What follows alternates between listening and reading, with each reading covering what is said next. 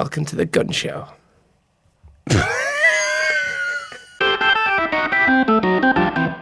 Hello and welcome to our weekend release. This is the bonus podcast episode that we put out every Friday to see how much extra content we can squeeze into your week. Random things that have been sent in, extra bits from our week, and how our advice went down with you, our listeners, our G&Divas. We've got a lovely card here, a note to say. Oh, yeah. It says, for William, Jordan and Ben, just a small gift to say thank you, hope you like them. Best wishes to Burnley over the coming season. Sadly, they had to cancel their pre-season fixture at my happy place, the City Ground. Looking forward to seeing you in Sheffield. Not as much as I am. Sheila. Oh. And she sent in some coasters. Oh, look at that. Let me show these. Oh. They're Burnley coasters. Are these for here? Well, they're not going to be for my home. One, oh my gosh, that says, I don't know, Turf Moor, BB10. I presume, is that the postcode? Yeah. Jordan and William. Wrong way round, but we'll Oh, look. Got a little coaster. Thank you. our names. Oh, 100% Burnley. that's Beautiful. great. This one says, eat, sleep, drink, Burnley Football Club, Jordan and William. Lovely. And this says, Jordan and William, Burnley legend. And hang on, let me just check the back. No, there's absolutely no mention of Ben. But he is Stoke, not Burnley. Whereas so thank you so much. Put them on there. Well, I think coasters, I mean, they're lovely, but I still think coasters are common. But I will... Can I take one for my flat? Yeah, that's fine. Is that okay? Do you not want to take Jordan, William, Burnley legend? No, we'll keep that one here and then I'll take that one back. That's very kind of you, Sheila. Thank you. Thank you, Sheila. I'm going to keep 3 here and I'm going to take one back to my flat. That's Oh, lovely. people are so nice. Another thank you card here. Okay. It's like, CBBS. yeah, did I tell you I had, I've told you this before, What? You Me- had a card read out. read out. CBBC. My mum taped it, but my dad taped over it. So we can never see it. You'll never see it. Well, this is lovely. This was just from Katie, who just put to William, Jordan and the other one. Well done. Well done. Thank you for being the stars that you are. Continue to shine brightly in all that you do. Why are people being so nice Not even to a us? problem. Just a nice card. Oh, thank you, Katie. Thank you. And they do mean a lot to us. There's a lot of handwritten correspondence. I do read it all. Bizarrely, someone sent in a card from the Grand Duchy of Luxembourg that they sent in like all April, and it's only just reached us. But anyway, we've got it. The actual Duchy of Luxembourg. Who? The Grand Duchy of Luxembourg. Is that like the Grand Duchess here who owns lots of land? Well, no, that's a different country. It's Luxembourg, basically, but it's a Grand Duchy, which means their head of state is a Grand Duke. So the actual Queen of Luxembourg, Well, it's not a queen, it's a Grand Duke. the Grand Duke, listens to the podcast. No. Well, maybe, who knows? But someone from the Grand Duchy, which is like saying someone from the United Kingdom. Oh, right, I'm with you. Someone from saying someone from the People's Republic of China. Someone from the Grand Duchy of Luxembourg. Shall we go to another bit of response, please? Yes, this one is from Martin. Hello, Martin. Hello, gents. With all the talk of gyms and Pump It Up Pete in recent episodes, I found myself in an uncomfortable situation this week that seemed rather apt. I finished a workout and headed back to the changing rooms for a shower. I could see from the open to closed ratio of curtains that there was one other person who was in there. I washed and scrubbed and got the job done, but as I reached for my towel, I could suddenly hear that there was a lot of water spraying around in the occupied cubicle. This struck me as odd, since the shower heads are not detachable, and although they have a decent pressure to them, this sounded almost like an out-of-control hose. Within seconds, it came to my attention that there was a lot of moaning echoing around the tiled walls. It makes me cringe when I hear people groaning and straining while lifting weights in the gym, but given my current location, I had much graver concerns. I pulled the curtain back slightly and peeked in the direction of the suspect noises. Now, although these particular showers are built as cubicles, the dividers between are frosted glass.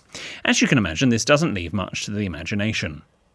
I noticed that the hose used by the cleaners to power wash the showers was leading under the curtain, and to my amazement I could see the blurry outline of the gentleman in question doing what could only be described as jet washing his undercarriage. His balls? Or his Yeah. backside? All of it, probably. Was he douching in the shower, Jim? He was still very much in full swing with his moaning, so I scurried past and back to my locker. He emerged several minutes later, breathing very heavily. Hang on. Why are Lauren and this gentleman sharing a changing rooms? This isn't Lauren, this is Martin. Oh, Martin. Sorry. Oh, sorry. Which might explain it. Sorry. I'm not sure I have a question as such, but as two gym goers yourselves, I'm interested to hear the sort of bad etiquette which bothers you while you are there. I think we can all agree that tickling your taint in the communal areas falls under that category. Keep up the good work, and I'm looking forward to seeing you again on the tour. All the best, Martin. Thank you, Martin. A great letter. People who moan in the gym. If the weight is too heavy for you, maybe go to a lighter one.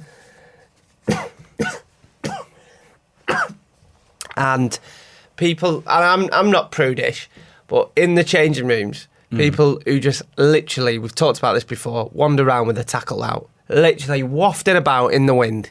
They'll put everything on but the boxers and trousers. They'll literally put the shoes and socks on, Yeah. just so people can see their thing. Just dry yourself. Do a get little, on with it. and like I don't do the towel shuffle, and I'm not a one-hand washer by any stretch of the imagination. A what? One-hand washer. What's that? Never get called that in school. No? You only have to get into showers. No? So if you was a one-hand washer, you used one hand to cover up your private regions. Oh, no, we had separate cubicles. Oh, did you? We did. Contrary to popular belief, it's not all like that and at then public school. You had to wash yourself with. Right. I was a Okay. bit of a one-hand washer, I'm not gonna lie. Were you? Was one hand enough? Anyway, but I mean, people just wander around changing room with putting it bluntly, with a dick hanging out. Well, this guy went a bit further and started to use the cleaner's pressure washer to... There's some weird behaviour that goes on in gyms. It does all go on. What Thankfully, in my gym, the showers you can lock the doors and they're individual cubicles, and and it's not glass in between; it's solid wall. What annoys you that people do in the gym? You should wipe down as well afterwards. You should wipe down anyway, even before coronavirus. But the fact that people aren't wiping down now, it's staggering. I never used to before COVID. I'd wipe after, but now I get the little wipes and wipe down. Yeah, definitely, and they're there more than ever, and it's extraordinary. And I'm going to say this is controversial, but the bigger your muscles are, the less people seem to wipe down. It's the people that look like me that are very diligent about it, whereas the regular gym goers, presumably, don't, and it's not acceptable. And I'd tell them off if they weren't bigger than me. I'll give them a tell off. Now that you go in the gym, you could do a couple of gym jokes. You could put your arms like this, tense your arms. Yeah. Mm-hmm. Put your hands like that. Sit now like that. Says the vet's round here because these swans are sick. Oh my God. Or you could do this. Go like this. I've never done this, by the way. Like this, you go. Welcome to the gun show. I've never done this, by the way. Or you could do this. If you don't do the kills, you don't get the girls. Oh, I say that all the time. It's tattooed on my arm. And then do this and just kiss each. Oh my God. I would never do this, by the way. Let's just move on. This one is from Lauren. Right, that's how I got my wires crossed. Hello, William, Jordan and producer Ben. Like William and Mikey, I too am a huge fan of musical theatre. I went to a musical. What's that from? They just burst out into song, don't they, Oh, musicals? yes. I have just listened to the episode Melon Plucker Update, where William announced that he had been to see Mary Poppins the musical for the first time in 18 months and got tearful at the start of the show. I too have been to the theatre this week for the first time since the pandemic, and I saw Hairspray with Michael Ball. Why are we laughing at that? I saw that a few weeks ago. I was extremely emotional and cried throughout the show despite the upbeat music and storyline. My question for you is, if you could both be any character from a musical, who would you be and why? And William, you cannot be Mary Poppins. I think I would be Jenna from Waitress, as she is a badass who broke free and followed her dreams. Love the podcast. Keep up the great work. Love from Lauren. Great question. Who would you be? Mary? No, apparently I can't be Mary Poppins. Oh, yeah. Well, What? I'd quite like to be Miss Andrew from Mary Poppins. That's quite a good role. Yeah. I won't ruin it for everyone, but character in Act 2. Yeah. I'd like to be Corn City herself. Oh, for God's sake. At home, The Artful Dodger. Corn City herself. One of the family. Corn City herself. Something else. It's clear we're gonna get along, Corn City herself. The thing At is, home, what is so scary? Corn City herself. One of the family. What is so scary is that in the last year, there is actually quite a great chance of you being stunt cast if they ever bring back Oliver in that role. Do you know what Wendy said to me? What? She said, I'm so proud of everything you've done now. She said, I just want you to have, what did he call it? I just want you to have a guest role in Corrie and my life will be made. Guest role in Corrie. Have you been asked to do pantomime yet? No, I don't think so. It'll come. I was going to do it in Oh, they were going to get you to do it for Rock FM, weren't they? yeah, it's going to be Buttons. Yes. But we couldn't make it work because of the time I was on the radio. You couldn't make it work. Yeah. Why not? Because I was on the radio till 7 and the show started at 7:30 and then they want you to do 2 shows a day and stuff, don't they? Oh, okay. Well, get someone else to cover. I was the wicked stepmother in the Year 6 production Yes. of Cinderella. I'd love to see that. Are there photographs? Again, that was taped, but my dad taped over it. Your dad's got a lot to answer for. Yeah, and I believe that VHSs. was taped over that with Total Recall or something. No, it weren't.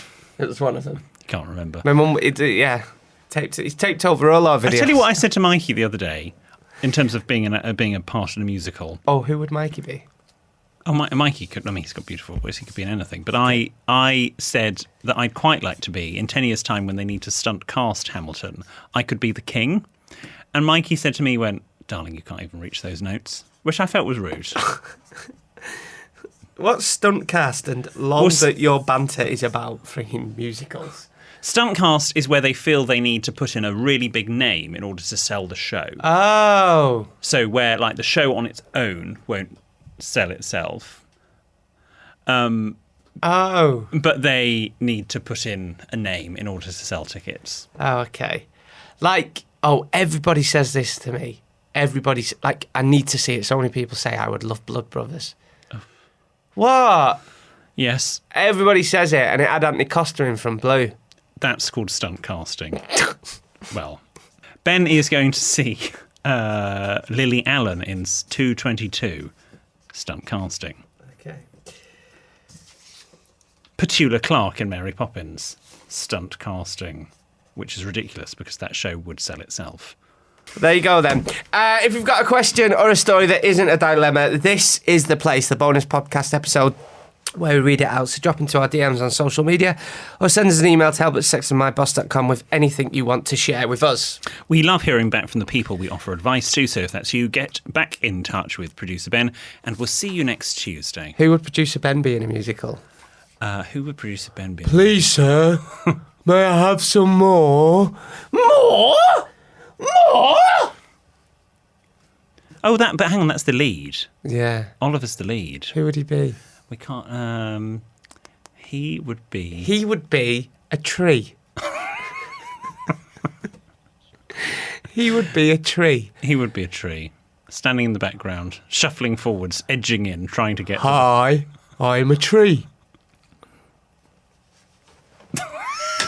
See you next week.